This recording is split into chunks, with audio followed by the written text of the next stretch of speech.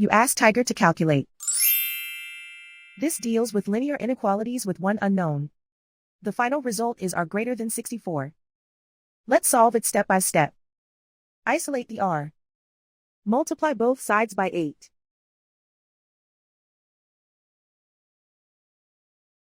Group like terms.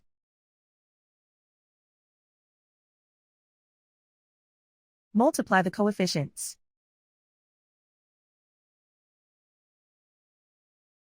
Simplify the fraction.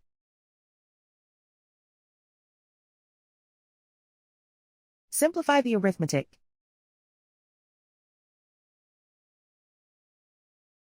Plot the solution on a coordinate grid.